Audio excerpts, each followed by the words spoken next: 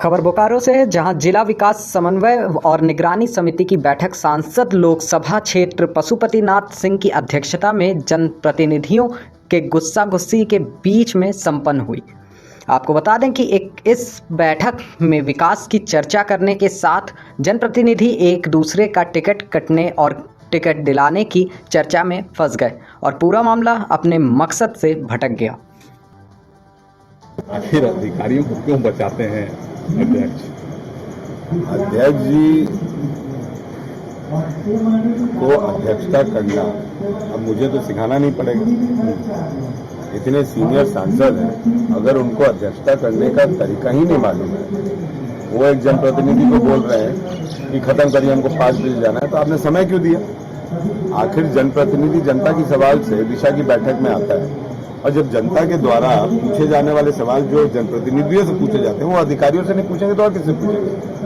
और ये तो हमेशा से इनका रहा है कि जो अधिकारी को विधायक के द्वारा प्रश्न पूछा जाना है वो अधिकारी को ये बचाने का काम करते हैं। ये लगता है लोकसभा अध्यक्ष है या विधानसभा अध्यक्ष है जो बोल रहे हैं प्रोसीडिंग में नहीं आएगा। अरे भैया, आप भी जनप्रतिनिधि, हम भी जनप्रतिनिधि हैं। आप कौन होते हैं ये बोलने वाले कि प्रोसीडिंग में आएगा कि नहीं आएगा? प्रोसीडिंग में तो हर वो सवाल आएगा जो यहाँ पे है। इनको पहले कार्यशैली सिखाया जाए। मुझे लगता है ये दिवालियापन इनका हो चुका है, इनका टिकट कटने का समय आ चुका है। इनके जगह दूसरे उम्मीदवार को, सरजू राय जी को और सुनील सिंह जी को खोजा जा रहा है, इसीलिए इनका दिवालियापन, ये बौखला गए हैं और इनका कुछ नहीं होता। क्या मामला? एक व्यक्ति, एक बड़े होने के नाते मैं इनको चाचा चाचा बोल के संबोधन कर रहा हूं। अरे मेरे विधानसभा का मैटर है, आप उस लोकसभा के सांसद भी नहीं है, सांसद चंद्रप्रकाश चौधरी जी है, हम तो अपना सवाल पूछेंगे ना। आप कौन होते हैं ये बोलने वाले कि आप बंद करिए अपना सवाल, प्रोसीडिंग में नहीं आएगा? थोड़ा इनको बोलिए तो स्वास्थ्य कैसे सुधरेगा जो आप उठाए थे, जेन्युइन बात उठाए थे। पहले ऐसे सांसदों को चुनना बंद करें, तब जाके जनता का स्वास्थ्य सुधरेगा। पहले इनका स्वास्थ्य ठीक करें लोग, तब जाके। क्या था मामला कुछ नहीं था। मेरे को लग रहा है कि जिस अधिकारी को ये बचा रहे थे वो अधिकारी इनसे पहले मिल नहीं होंगे, क्योंकि हर चीज में बिरेंची जी को बोलने से रोका जा रहा है, मुझे बोलने से रोका जा रहा है, लंबोदर जी को बोलने से रोका जा रहा है। आखिर ये होते कौन है रोकने वाले? आखिर ये होते कौन? इन अध्यक्ष ने डिक्टेटरशिप चला। अध्यक्ष ये होंगे, संविधान के तहत ये अध्यक्ष होंगे, लेकिन उसी संविधान के तहत मैं भी चुना हुआ विधायक हूँ, लंबोदर महतो भी चुने हुए विधायक है, बिरेंची जी भी चुने हुए विधायक, और हम लोग को सवाल पूछने का पूर्ण रूप से अधिकार है। आखिर अधिकारी खबर बांदा से, जहां मवाई बुजुर्ग गांव निवासी एक युवक Bundelkhand expressway national highway road के किनारे पर किराने और चाय नाश्ता की दुकान रखकर अपने परिवार का जीवन यापन कर रहा था। वहीं बीती रात में किराने की दुकान पर लोहे की रॉड से ताला तोड़कर चोरों ने लगभग 35 से 40 हज़ार रुपये तक का सामान और कुछ नकदी लेकर मौके से फरार हो गए। वहीं दुकान मालिक ने बताया कि हम रोज़ की तरह 9 बजे दुकान बंद करके घर चले आए थे और सुबह दुकान खोलने पहुंचे तो देखा कि दुकान का ताला टूटा है और पूरा सामान बिखरा पड़ा हुआ है। वहीं घटना की जानकारी पुलिस को दी गई, जिसके बाद पुलिस इस पूरी मामले की जांच पड़ताल में जुट गई है। ये बताइए, ये कौन सा स्थान है? बाईपास क्या हुआ है यहाँ पर? यहाँ मैं 9 बजे लग दुकान खोला, 9 बजे के बाद चला गया। जब सुबह आया दुकान खोलने के बाद चोरी हो गई, सब कुछ चाहिए। क्या आपकी दुकान पे? हाँ, मेरी दुकान है। कितना क्या कुछ ले गए? सौदा इसमें कम से कम 35 हज़ार की सौदा है। क्या क्या आप लोगों को ले गए? पूरा दुकानदारी किराना सामान रखते थे, कुछ चाय हवा का सब सिस्टम था, पूरा सीडी बीडी सब सिगरेट पानी सब रखते थे। हाईवे की दुकान है और सामान तो रखने पड़ता है। 20 बाई राजश्री, 40 बाई राजश्री, हर तरह के सौदा रखते थे इसमें, महंगा। लगभग कितने बजे की घटना होगी? लगभग 9 बजे के बाद ये बंद करके चले गए हैं। 9, 10, 11 बजे, जब 12 बजे रात, जब सुबह आए, जब सब सुबह देखा पर रात में कितनी सब चोरी हुई। तो अभी आप लोगों ने पुलिस को सूचना दी है? अभी कुछ नहीं सूचना दी, अभी तो आए हैं, अभी खोला है, जब देखा है। अच्छा, पुलिस को सूचना देने जा रहे हैं? हाँ, पुलिस को सूचना देंगे। मामला बस्तर का है, जहां मरघट की भूमि को लेकर गांव वाले और गांव के एक व्यक्ति के मध्य विवाद चल रहा है। वहीं गांव वालों का कहना है कि यह मरघट की भूमि है, जहां वर्षों से वे दाह संस्कार मृत्यु कर्म करते आ रहे हैं। जिसे गांव के व्यक्ति ने अपने पट्टे की भूमि कहकर अपना कब्जा जमाया है और गांव वालों ने इसका विरोध करते हुए इसकी शिकायत तहसीलदार, एसडीएम और कलेक्टर से की है, लेकिन किसी प्रकार की कोई कार्रवाई न होता देख फिर ग्रामीण लामबंद होकर मंदिर के पास एकत्र हुए और गांव वालों का कहना है कि शासन प्रशासन इस मामले का निराकरण करें, अन्यथा धरना प्रदर्शन आंदोलन करने के लिए हमें बाध्य होना पड़ेगा। वहीं क्षेत्र के विधायक ने इस मामले पर कहा कि गांव वालों सहित खातेदार की बैठक करेंगे और यदि खातेदार की ज़मीन है तो उसे अन्य कहीं ज़मीन दी जाएगी। मामले पर जल्द निपटारा किया जाएगा। मेरा नाम फूल सिंह है। फूल सिंह है मोचा नाम। गांव है सोनपुर, पारा है कोष्टागुड़ा। क्या हो आप इस गांव में? गांव में ये मरगटी है। मरगटी ने जितने लोग आमी आसू गांव कारी ये कला आज में ताबीज करे से हुन बीती के हुन चौका जाम आगे तक गलू, कहाँ ले गलू, कलेक्टर के देलू, एसडीएम में दिलू, तहसील में दिलू। आज तक ले आम चो कार्रवाई कसन नहीं होय से आज तक हुनी का आज आम इतर जनता आज बसून भाती लगे मीटिंग करू से आज ताले आमचे इंडिया बीता पण ये था आज काय बात आमचे करे दे काय नहीं करे बोलून भाती आम जितर जनता आज रूंढून करिए लगे आम बात करू से जितर माता मंदिर सामने आज डेटली आम सब फुकारा कसन कलेक्टर तहसीलदार आम चो नहीं सुने से एक जन चो आज में चो बात चले से। जमीन कार चो है? जमीन तो जंगल है। जंगल है? हाँ जंगल है। और तो कब्जा कर लिया?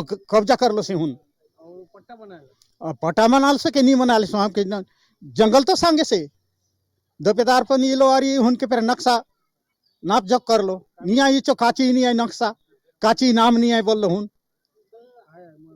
हाँ मरगट है बोल लो। कौन कौन थाने आवेदन दिला था? आमी कलेक्टर लग दिलू, एसडीएम ने दिलू, तहसील में दिलू, जंगल डिपार्टमेंट दिलू। केस चले से? हाँ केस चले से। बचपन से हम लोग शुरू से थे तब से हम लोग जान रहे हैं मरगट है वो वाला जमीन। तब से क्या बोलने से इन लोग अपना कब्जा किए हुए हैं। अभी हम लोग क्या बोल रहे हैं तो पूरा गांव वाले मिल के हम लोग तो कलेक्टर ऑफिस में भी गए, जो तहसीलदार को भी हम लोग दिए हैं सूचना वगैरह सब चीज़। तो आज तक ये जो कार्रवाई नहीं हो रहा है इस चीज़ को पूरा गाँव वाले बैठ के आज आगे आप लोग क्या करेंगे? अब क्या रास्ता? हाँ नहीं तो में जाकर धरना धरेंगे। जमीन को छुड़वाना है? हाँ तो पूरा गांव का जमीन है। ये जमीन विवाद है सर। क्या मामला है बताइए? वो कोल से देवंगन बोल के मरगट को डिमार्केशन करवा के नफवाया है, उसी के बारे में तहसील में दिए, कलेक्ट्रेट में दिए, एडीएम साहब के पास दिए, कोई कार्रवाई नहीं किया जा रहा है सर। इस बारे में आज पूरा गांव वाले मिलके यहाँ पर बैठे हैं माता मंदिर के सामने। क्या मांग है आप लोगों का? वो निरस्त होना चाहिए सर, यही मांग है हमारा। और वो जमीन क्या जमीन है? वो तो फॉरेस्ट विभाग का है सर। नहीं गांव का क्या? मरगट है सर। गांव वाले वहाँ इस्तेमाल करते हैं? करते हैं सर, अभी भी है मरगट है, जलाते हैं। तो कोर्ट में मामला चल रहा है? कोर्ट में तो नहीं चला है, कोर्ट में नहीं चल रहा है सर, तहसील में चल रहा है। शिकायत की है तो कलेक्टर तहसीलदार लोग क्या बोलते हैं? क्या कहते हैं? कार्रवाई करेंगे बोल रहे हैं सर। 1.5 महीना हो गया कार्रवाई नहीं की है। सामने वाले लोग जमीन को बेचने जा रहे हैं, क्या है? ऐसी तो सुन ही दे रहा है सर। तो आते हैं देखने के लिए, देखने के लिए गांव का विवाद है बोल के नहीं ले रहे हैं, बाकी जन डर रहे हैं। वाले उसको छोड़ने के लिए बोल रहे हैं। क्या चीज को? वही मरान को। मरान तो है। आप लोगों का पट्टा है? पट्टा है। कितना दिन का है? 1932 का है। तो उसमें गांव वाले वहाँ मरगट है बोल रहे हैं। ओहो, अब ऐसी है क्या बात? नहीं मरगट नहीं है, वो दूसरी जगह है। अभी इसमें केस चल रहा भी है? हाँ केस। कहाँ चल रहा है? तहसील में। कितना दिन से चल रहा है? 2 माह हुआ है। अभी केस चल रहा है, घर वाले जाते हैं लेकिन उन लोग नहीं जाते। ठीक है, वो जो बोल रहे हो आप लोगों का जमीन है? हाँ। नहीं देंगे उन लोगों को? इतना जमीन कहाँ देंगे? वो कैसा होगा तो साहब, नहीं अंदर के लोग क्या बोलेंगे और कैसे करके देंगे उसको। गांव में जो अपना मरघट है, मेरा शादी होकर 10 साल हुआ है। मैं तब से आई हूँ, तब से मैं वही मरघट मेले जाते हुए जानती हूँ, देखी हूँ।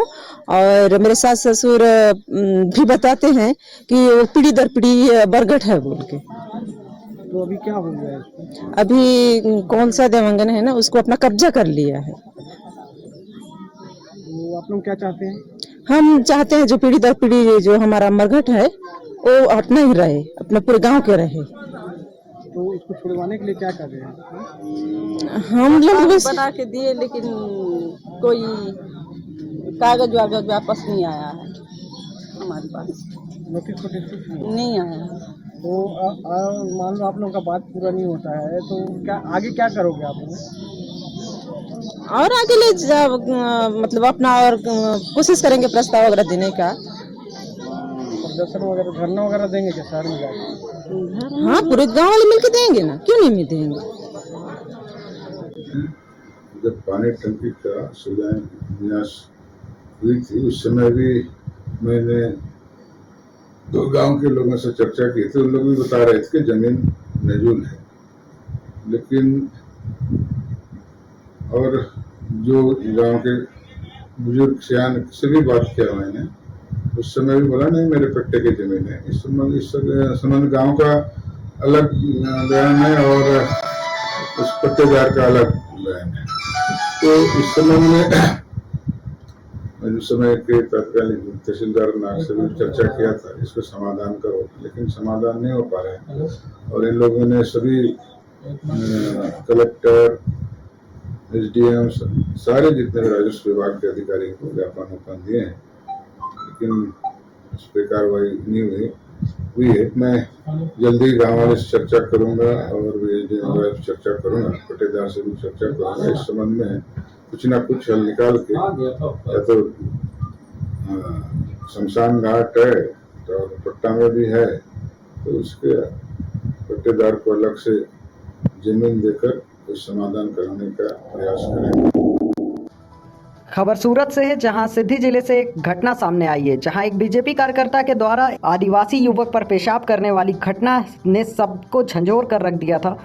इसी संदर्भ में आम आदमी पार्टी प्रमुख महेंद्र भाई नावडिया ने कलेक्टर कचहरी पहुंचकर ज्ञापन दिया है और सख्त से सख्त कार्रवाई की मांग की है। भविष्य में ऐसी कोई भी घटना फिर से, कल के दिन की एक घटना है, मध्य प्रदेश के अंदर एक आदिवासी युवा के ऊपर भारतीय जनता पार्टी के कार्यकर्ता द्वारा पेशाब करके एक दैत्य राक्षसी कृत्य किया गया है। आम आदमी पार्टी इस घटना की कड़ी निंदा करती है और इसी कारणवश आज पूरे देश में आम आदमी पार्टी अलग अलग जगहों पर कलेक्टर श्री के द्वारा प्रधानमंत्री श्री को आवेदन ज्ञापन देने जा रही है कि ऐसे नर पिचासी व्यक्ति के ऊपर कायदाकीय कानूनी तरीके से कड़ी कार्यवाही की जाए।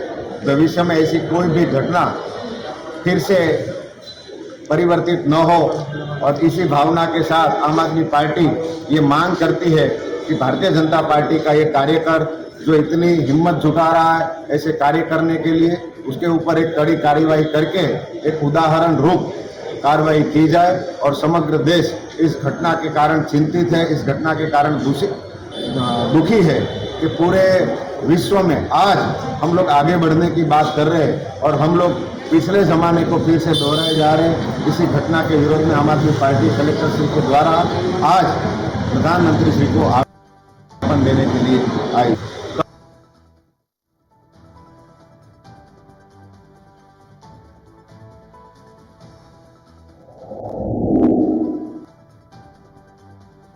खबर मथुरा से, जहां श्रावण मास के दूसरे दिन ठाकुर द्वारकाधीश जी महाराज स्वर्ण और रजत हिंडोले में विराजमान हुए और अपने भक्तों को दर्शन दिए। बता दें कि मान्यताओं के अनुसार श्रावण मास में ब्रज में झूलों की परंपरा है।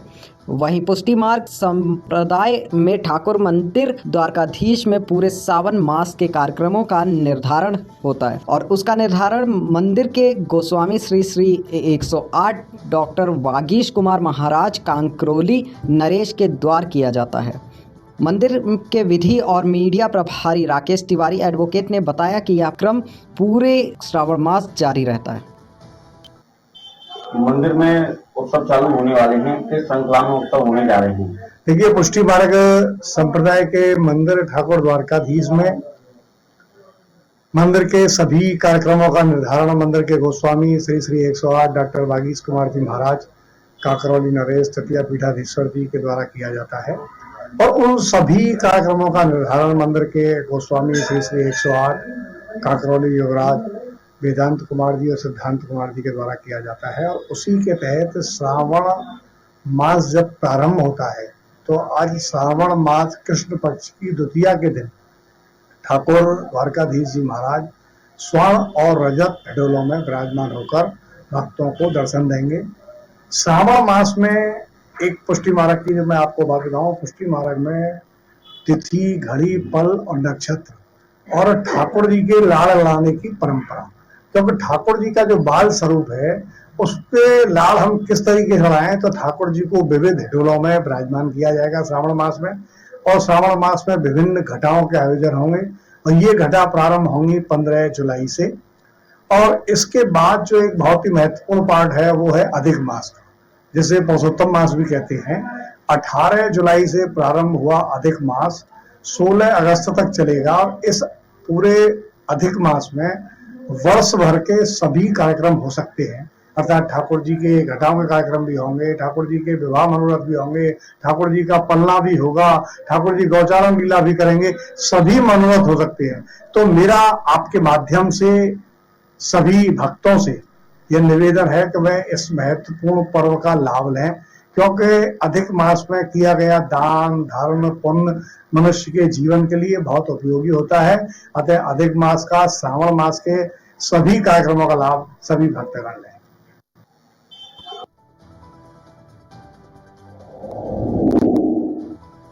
खबर मथुरा से, जहां गोवर्धन के गांव जतिपुरा स्थित गंगा धाम में एक दिवसीय विशाल चिकित्सा परामर्श शिविर लगाया जाएगा। आपको बता दें कि यह एक दिवसीय चिकित्सा शिविर गंगा देवी चैरिटेबल ट्रस्ट गंगा धाम और गोवर्धन नगर पंचायत के संयुक्त तत्वाधान में लगाया जाएगा। वहीं मुख्य आयोजनकर्ता महात्मा गांधी अस्पताल जयपुर के डॉक्टरों द्वारा मरीजों का निःशुल्क इलाज किया जाएगा और गोवर्धन क्षेत्र के लोगों को अच्छे डॉक्टरों परामर्श और सही इलाज के लिए आगामी 9 जुलाई को निःशुल्क चिकित्सा परामर्श शिविर लगाया जाएगा। अंतर्गत जो जतीपुरा है, यहाँ गंगाधाम गेस्ट हाउस में 9 जुलाई को एक विशाल निःशुल्क चिकित्सा परामर्श शिविर का आयोजन किया जा रहा है। मुख्य आयोजन करता है इसमें महात्मा गांधी हॉस्पिटल जयपुर और Ganga Devi charitable trust Gangadham guest house जो इसके ओनर हैं। नगर पंचायत गोवर्धन भी इसमें भूमिका में है कि स्थानीय लोगों को बेहतरीन परामर्श और बेहतरीन उपचार की व्यवस्थाएं मिल सकें। इसके लिए विशेषज्ञ चिकित्सकों की टीम, 7 विशेषज्ञ चिकित्सक विभिन्न क्षेत्रों के, हृदय भी है, सर्जरी है, अन्य जो क्षेत्र हैं सभी के विशेष चिकित्सक और उनकी टीम उस दिन चिकित्सा कैंप में उपस्थित रहेंगी और जो पीड़ित या बीमार लोग हैं उनका उपचार करके उनको यथा योग्य चिकित्सीय सुविधा दे करके परामर्श प्रदान करेंगी। हमारा उद्देश्य ये है कि गोवर्धन क्षेत्र के नागरिकों को मल्टी स्पेशलिटी हॉस्पिटल की सुविधा मिल सके, लेकिन जब तक यहाँ हम ये सब मुद्दे को यहाँ आमूल धरातल पर नहीं लेके आ पा रहे हैं, उसके लिए चूँकि राजस्थान में यहाँ के लोगों की विश्वास भी है और उपचार के लिए बहुत लोग जाते भी हैं यहाँ से जयपुर के लिए, भरतपुर के लिए। तो जो हॉस्पिटल है महात्मा गांधी बहुत अच्छा हॉस्पिटल है, SMS के ही समकक्ष हॉस्पिटल है और अच्छी बेहतरीन सुविधाएँ भी उसमें हैं।